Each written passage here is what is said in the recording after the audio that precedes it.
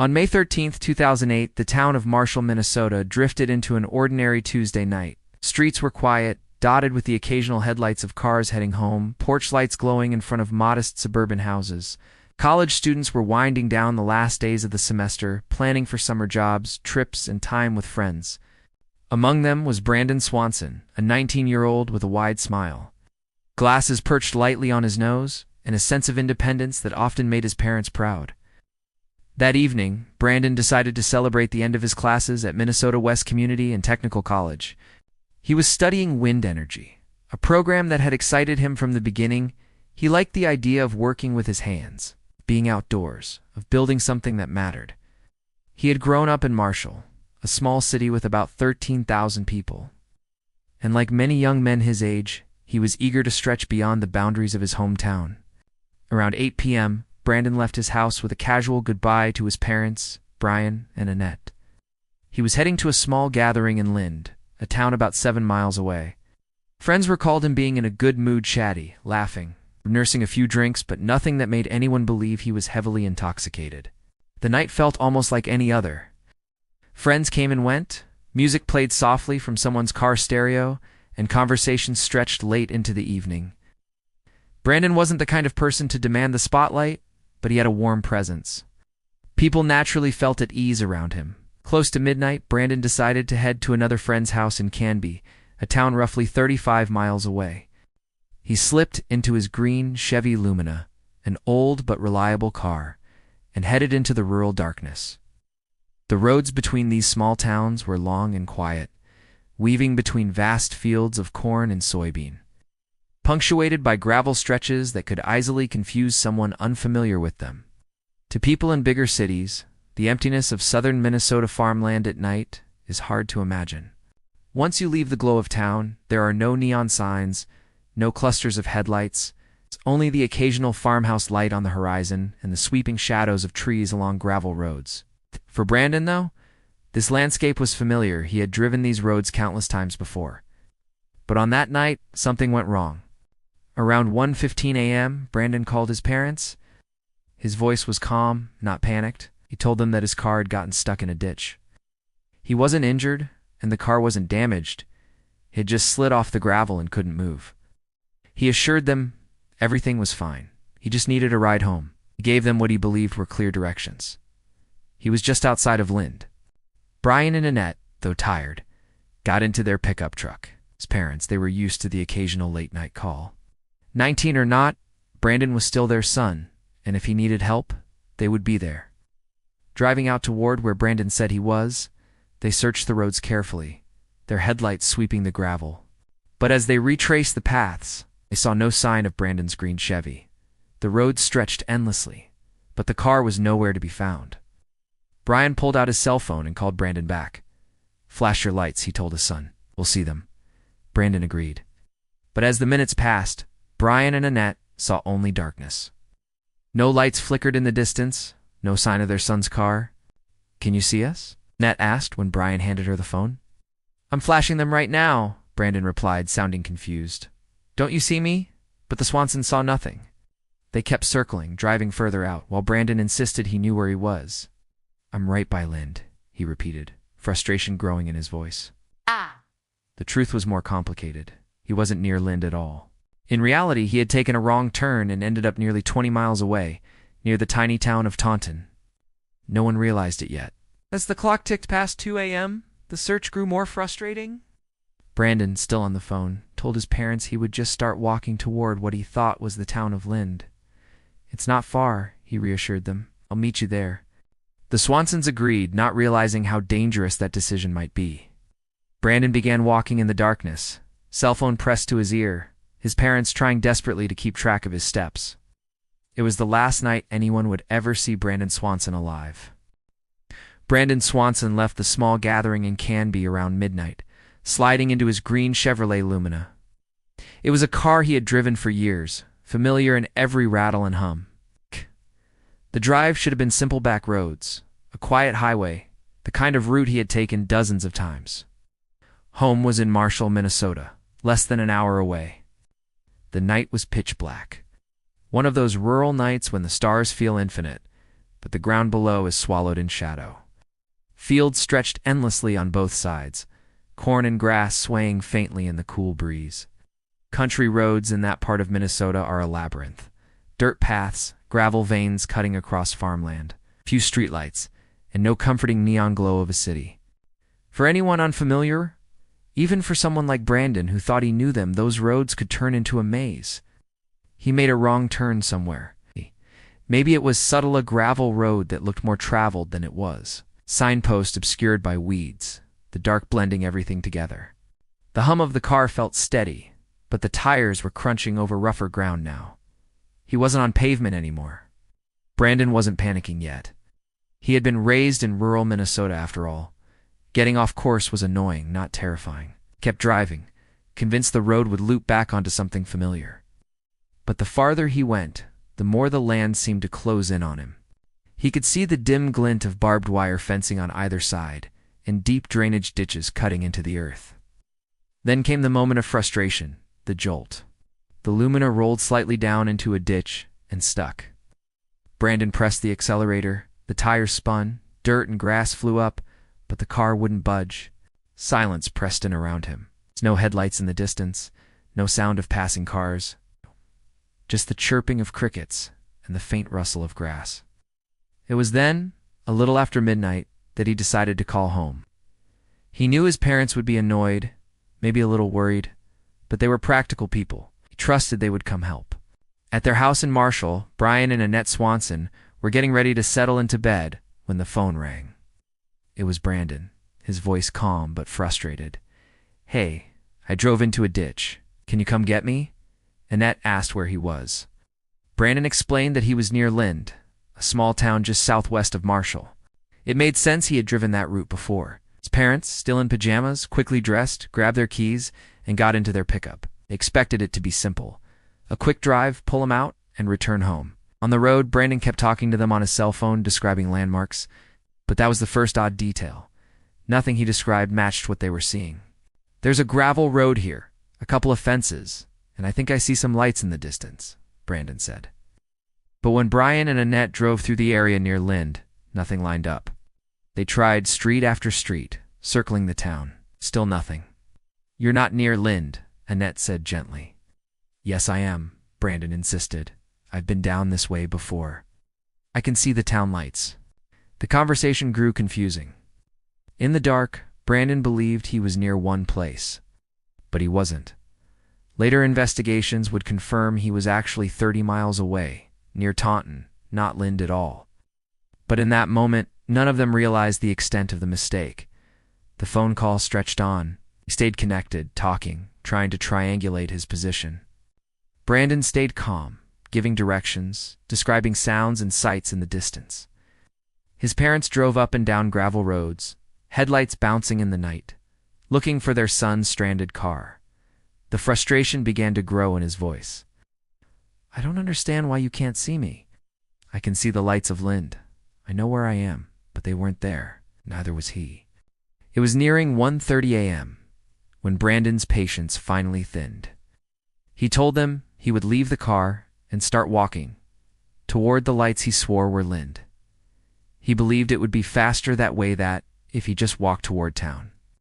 His parents could meet him there. They urged him to stay with the car. "Don't go wandering. We'll find you," his father pleaded. But Brandon, 20 years old, stubborn and independent, didn't want to sit idle. "I'll be fine," he assured them. "Just meet me in town. Keep your phone on." So he locked the Lumina, stepped out into the night, and began to walk. The road crunched beneath his sneakers. The air smelled of damp earth and wild grass. Overhead, the stars glimmered like silver dust. He held his phone tight, listening to his parents' voices as they continued driving and searching. But what Brandon didn't know, what he couldn't know, was that the lights he was chasing weren't Lind. They weren't even a town. Some speculate they might have been yard lights from distant farms or maybe even the faint glow of another highway. But whatever they were, they lured him further from safety. As he walked, he narrated his surroundings to his parents. "There's a fence here. Now I'm crossing a field. I can hear water nearby." The Swansons drove in circles, listening, helpless. Every description only deepened the mystery. The road behind him disappeared into darkness. Ahead, only the faint promise of lights and the sound of his parents' voices through the thin thread of a cell signal. And then, somewhere in the black fields of Minnesota, Brandon's footsteps carried him farther away from the truth. The search had truly begun, though no one realized yet that Brandon Swanson had already crossed into the realm of the unknown. The phone pressed tight against his ear. Brandon Swanson's voice sounded remarkably steady for someone stranded on a desolate country road. "Yeah, I'm fine. I just need you guys to come get me. I can see the town lights." On the other end of the line, his father, Brian, exchanged a glance with his wife Annette.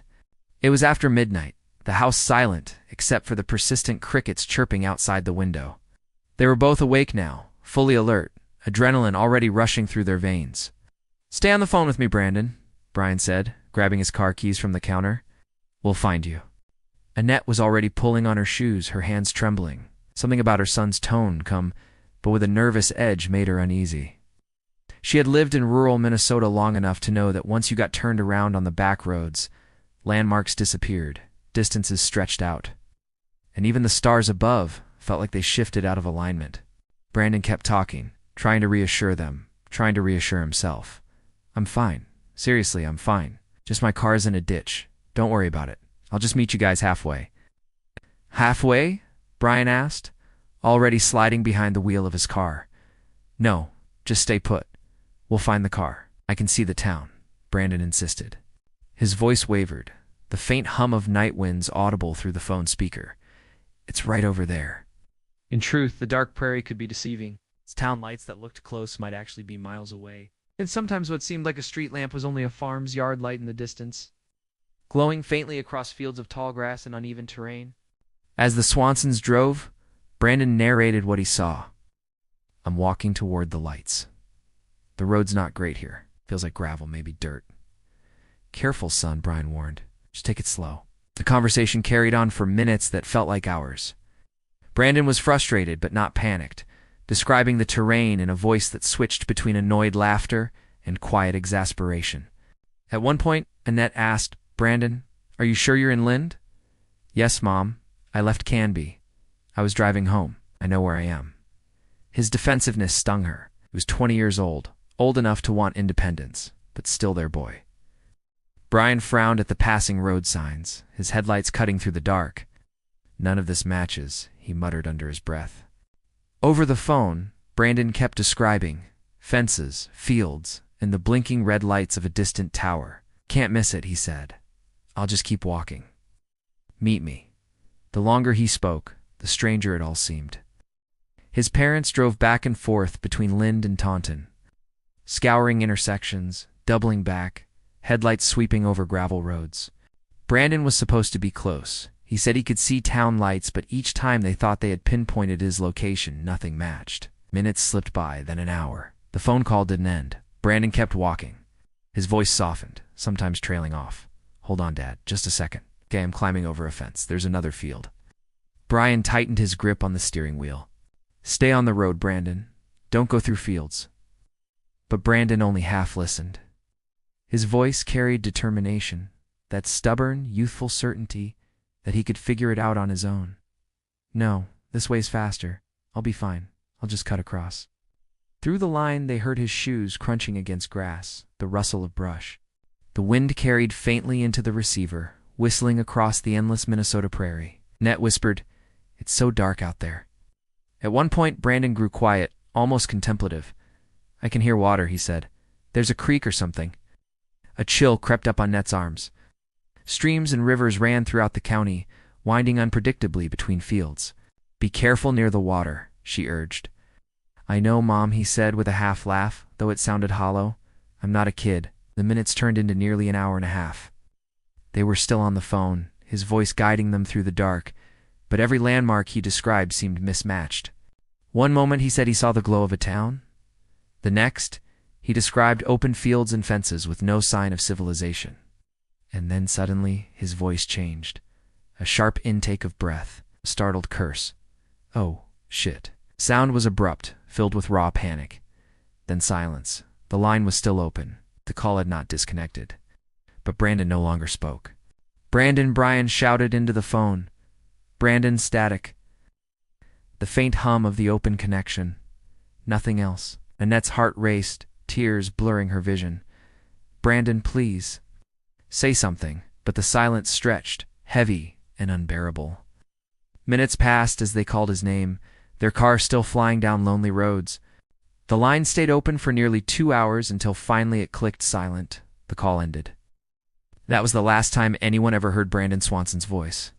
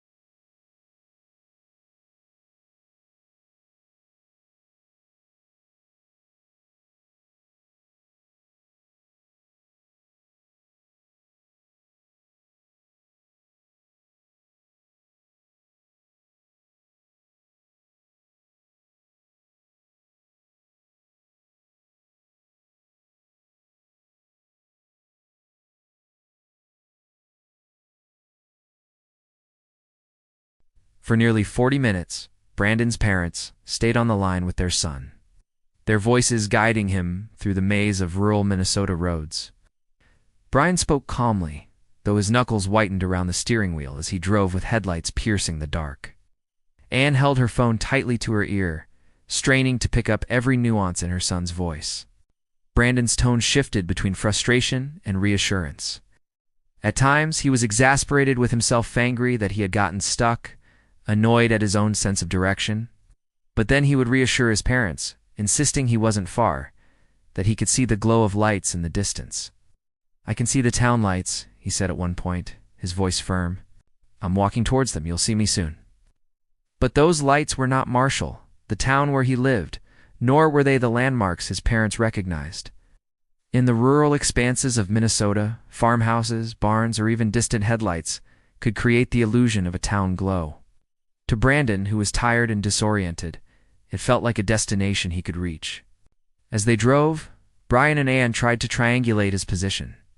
They asked him to describe what he saw. Fields, fences, gravel roads, nothing else, Brandon muttered, his voice edged with fatigue. The more he walked, the more uncertain he became. His phone battery remained steady, but the conversation grew increasingly fragmented. He was sure of where he was headed, yet nothing added up. Finally, after nearly an hour, Brandon's voice sharpened with relief. "I see something ahead. Maybe it's the main road." His father slowed the car, headlights sweeping across empty fields, hoping desperately that Brandon's next words would confirm he saw them too. But then it happened. There was a sudden noise through the line resueling, hurried footsteps, the sound of movement as though Brandon had slipped. His voice grew urgent. "Oh, shit." A cry, raw and sharp, pierced the connection. It was the kind of sound that made Anne's heart stop. And then silence. The call did not disconnect. The line stayed open, but Brandon's voice was gone. Anne shouted his name into the receiver. Brian pulled the car to the side of the road, his heart hammering, straining to listen. All they could hear was the hollow, endless void of the line. "Brandon, Brandon." Anne's voice cracked, but no reply came. The silence stretched on, unbearable. The call remained active for several more minutes, but there was nothing, no footsteps, no wind, no voice. just emptiness. When the call finally ended, Anne's hands trembled so badly she nearly dropped the phone. Brian stared into the darkness of the road ahead, knowing instinctively that something had gone terribly wrong. The hours after the parents did not go home that night. They drove every gravel road they could find, headlights bouncing across fields. Windows rolled down as they called out into the cold night air. But there was no trace of their son. At 6:30 a.m., exhausted and panicked, Anne finally called the police. She told them her son was missing, that he had screamed and gone silent on the phone, and that they hadn't been able to find him since, but the response was not what she expected. The dispatcher's tone was dismissive, almost casual. "He's probably just crashed at a friend's place," they suggested. "He'll turn up." Anne's voice cracked with frustration. "You don't understand," he screamed. "Something happened." Still there was hesitation. Brandon was 19, legally an adult. To the police, it sounded like another case of a young man partying too hard and avoiding his parents. But Anne and Brian knew better. The gravity of a scream. That scream haunted them. It wasn't simply fear or frustration. It was sharp, abrupt, a sound of something happening in real time. A slip, an injury, or something darker. Replayed it in her mind over and over. The way it cut through the line, the immediacy of it. Brandon hadn't had time to explain whatever happened came suddenly. The scream was the last anyone ever heard from him. And as the first rays of morning light spread across the fields of western Minnesota, Brandon Swanson had already become one of the most chilling mysteries in America's catalog of disappearances.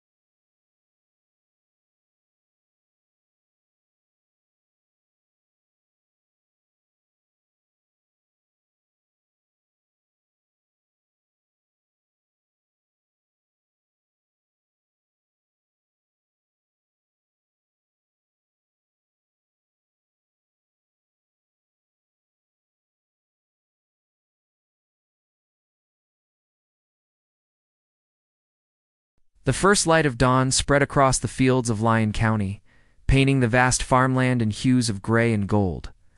But for the Swanson family, there was no beauty in the sunrise-only dread. Brian and Annette Swanson had spent most of the night driving up and down gravel roads, flashing headlights into ditches, rolling down windows to shout their son's name into the silence of rural Minnesota. They had called the police around 6 a.m., when Brandon never reappeared. At first, the dispatchers seemed skeptical. College kids went missing after parties all the time, they suggested. Maybe Brandon had just gone to a friend's place. Maybe he'd slept it off somewhere. But Annette's voice shook with certainty. He wouldn't do this. Something's wrong. Within hours, deputies arrived. They began by tracing Brandon's last call, triangulating the signal from his cell phone tower. To everyone's surprise, his phone wasn't pinging near Lind. where Brandon had said he thought he was. Instead, it was closer to Taunton, nearly 25 miles northwest. This discovery sent shockwaves through his family. Had Brandon been disoriented the whole time? Had he not known where he was for the entire call? Brandon Swanson could barely process it. He replayed the memory again and again. His son walking along the road, confident that he could see the lights of Lind. Yet if the phone records were correct, he had been nowhere near Lind at all. Deputies and volunteers converged on the area where the phone had pinged. That's where they found it. Brandon's green Chevy Lumina, lodged in a shallow ditch on the side of a gravel road. The car wasn't badly damaged. The wheels had simply sunk into the soft earth, making it impossible to drive out. When Brian saw the car, his heart clenched. He remembered Brandon saying, "I'm stuck, but I'll be fine." He had imagined a more dangerous situation, maybe a wreck, maybe flipped over. But this, it looked almost trivial. Why hadn't his son been there waiting? The search widened. Officers combed through fields, drainage ditches, and the tall grass that ran along the roadside. Bloodhounds were brought in, noses pressed to the ground, tails wagging as they picked up Brandon's scent. For a while there was hope. The dogs led searchers along the road, through a field, and toward the Yellow Medicine River. That river became the center of the investigation. The banks were muddy, the current deceptively strong, even in late spring. Searchers wondered, had Brandon slipped? Exhausted, and in the dark, he lost his footing. The possibility that he had drowned gnawed at everyone. Boats were deployed, divers entered the cold water, and sonar equipment scanned the riverbed. Day after day, the teams searched, and yet nothing. No shoes, no clothes, no body, nothing at all. By the end of the first week, more than 500 volunteers had joined the search. Farmers left their tractors idle, shopkeepers closed their businesses, and neighbors gathered in groups with flashlights and walking sticks. It wasn't just the Swansons looking anymore. It was the entire community. Still, every evening ended the same way, empty-handed. For Annette, the days blurred together. She slept only in small fragments, waking constantly with the echo of Brandon's voice in her head. She heard his calm words, "I'll just walk back to town." She heard his chuckle when he reassured them. And she heard the scream. It's that final, abrupt cry before the line went silent. Investigators couldn't explain it. If Brandon had drowned, why hadn't his body surfaced? If he had collapsed somewhere, why hadn't they found him after weeks of grid searches and dog teams? The land around Taunton was wide open fields, stretching flat for miles. It was hard to believe he could vanish in such a place. At night, Brian would sit on the porch, staring into the dark horizon. He remembered walking the gravel roads with Annette that first night, their headlights cutting across the emptiness. He wondered if they had passed by their son in those hours, alive, calling out, but too far for them to hear. The search had begun. But the answers remained hidden, as if the land itself had swallowed Brandon whole.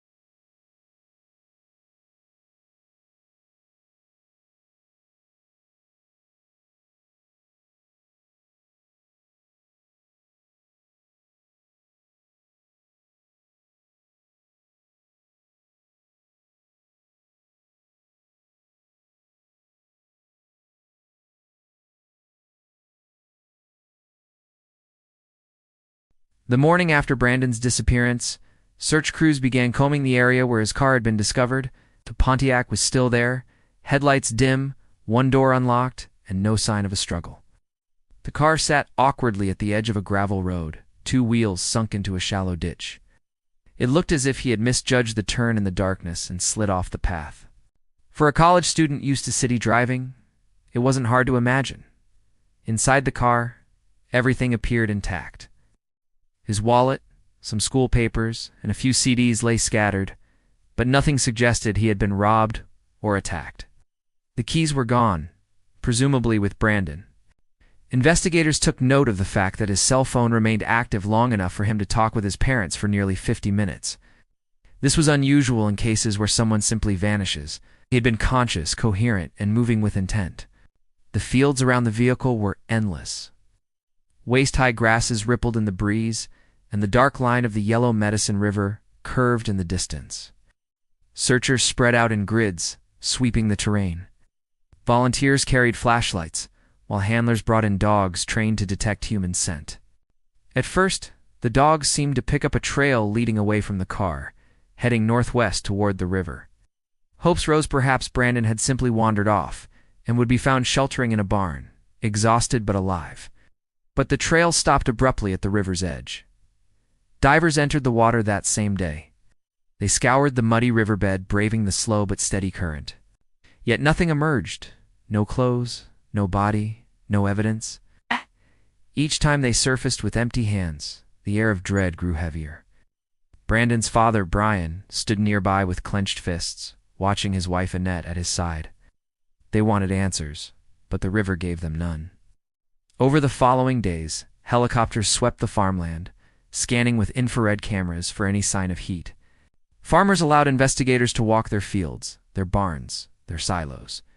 Foot by foot, the countryside was searched. It was an exhausting process. The terrain stretched endlessly in every direction. Its Minnesota farmland, so ordinary and familiar, had turned into a maze of unsolved questions. There were fragments, tiny pieces of information that investigators struggled to assemble into a picture. One witness claimed to have heard a shout in the night near the river. Another thought they saw flashlight beams moving, though no one could confirm it. The dogs sometimes alerted near drainage ditches, but each search turned up nothing. And the cell phone records only deepened the puzzle. Brandon's call to his parents pinged towers that suggested he was moving steadily, walking toward Marshall, just as he had said. But then, abruptly, the phone went dead. Was the scream Annette heard the sound of him falling into water? Or had he stumbled into something else, an abandoned well, a hidden ravine? Was someone else out there that night, unseen, unheard, but waiting, no one could say? Weeks passed, and the evidence remained little more than whispers. Flyers with Brandon's picture fluttered on poles and bulletin boards. His bright smile, his clear blue eyes, the caption, "Missing, have you seen Brandon Swanson?" haunted every corner of the town. People wanted closure, but instead they found themselves trapped in a riddle.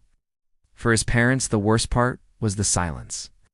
Every evening they replayed that phone call in their minds, the calm conversation, the hopeful directions, and then the single sharp cry that shattered their world. If there had been blood, or a body, or even a scrap of clothing, they could have begun to grieve. But with nothing, they were left in limbo, clinging to fragments that refused to assemble into truth. The countryside swallowed its secrets, and Brandon remained gone.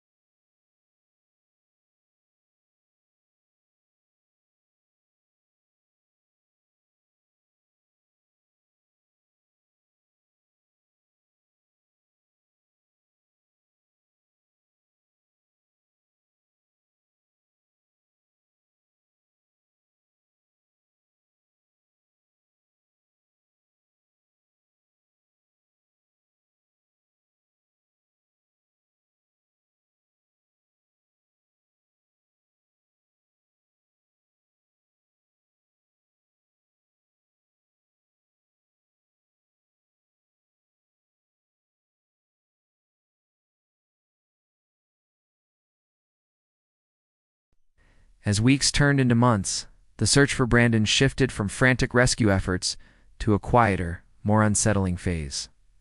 Theories. Without a body, without clear evidence, speculation filled the void. Each possibility carried its own weight of dread. The river theory, the most straightforward explanation, was that Brandon had fallen into the Yellow Medicine River. Annette's memory of his sudden cry cutting through the phone line seemed to fit. Perhaps he misstepped in the darkness and slipped into the water. If so, drowning was tragically plausible, yet divers scoured the river repeatedly. Cadaver dogs sniffed its banks over and over. No trace of him ever surfaced, not a shoe, not a shred of fabric. For a body to vanish entirely in such a modest river struck some investigators as unlikely. Still, for many, this remained the most rational answer, even if it was an unsatisfying one. The field theory, others believed he never reached the river at all.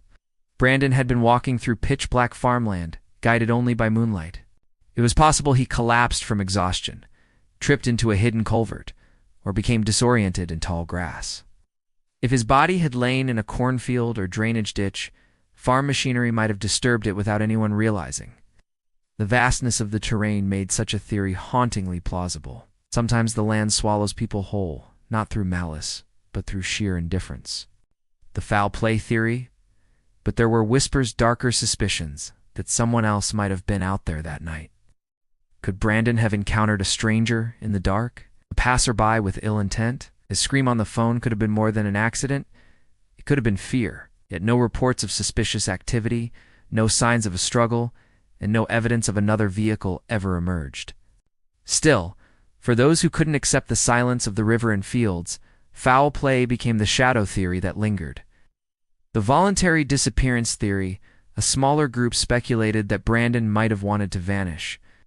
He was young, on the cusp of adulthood, with all the uncertainties of college, friendships, and responsibility. Did he use the confusion of that night to disappear intentionally, starting a new life somewhere far away? His parents dismissed the idea immediately.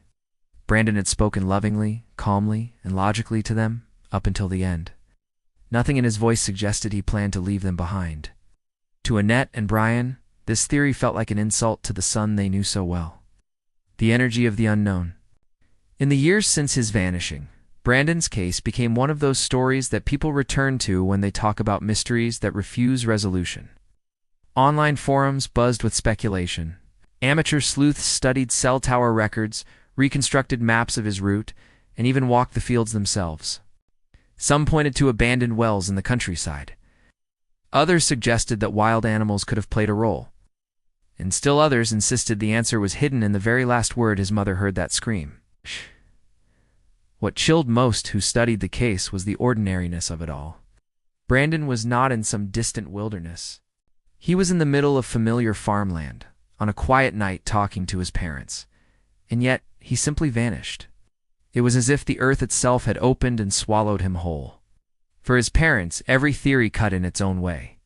The river meant a tragic accident. The fields meant he was lost, overlooked by hundreds of searchers.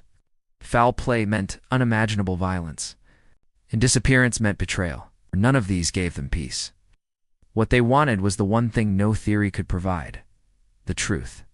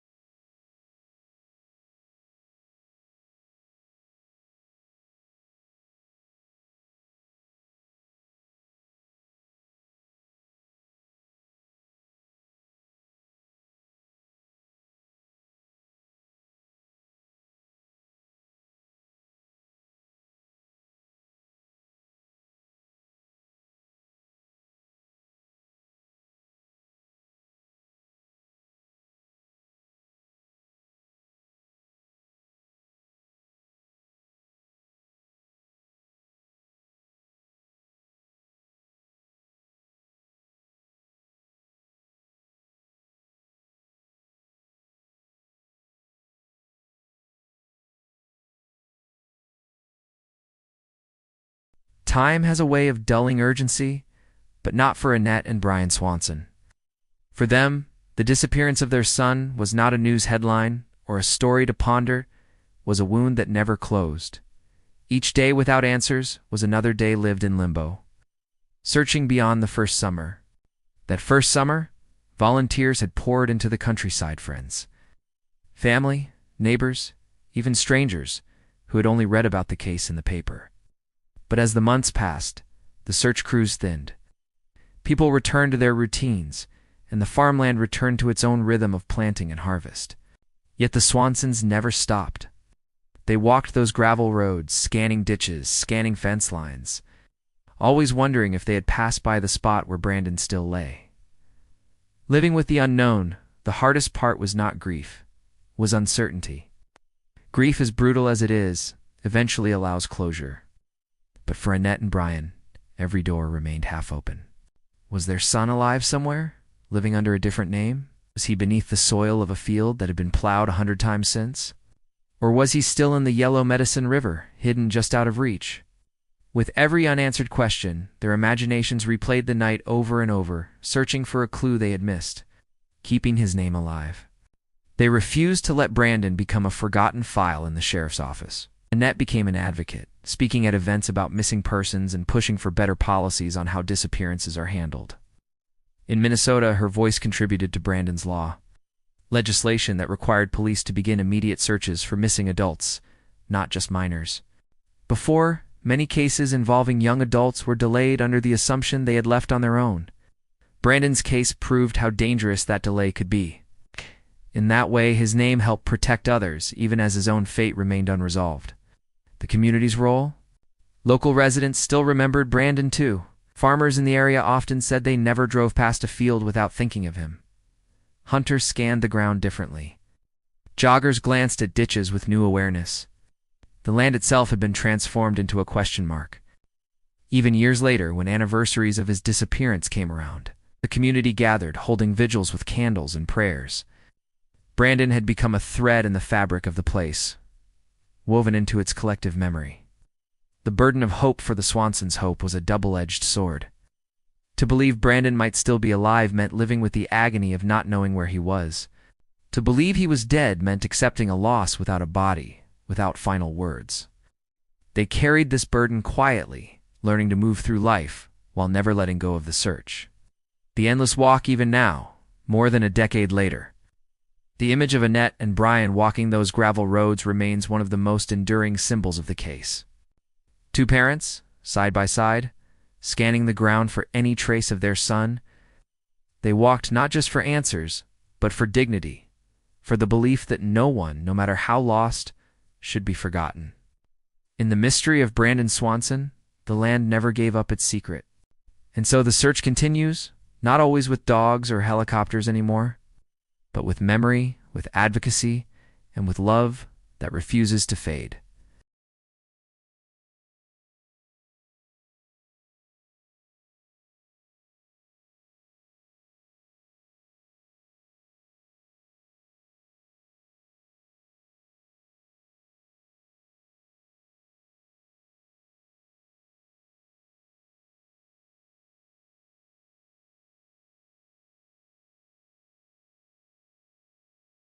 The disappearance of Brandon Swanson is more than a family tragedy, has become a case study in how society responds to the missing, and a reminder of how quickly a person can vanish into the folds of ordinary life.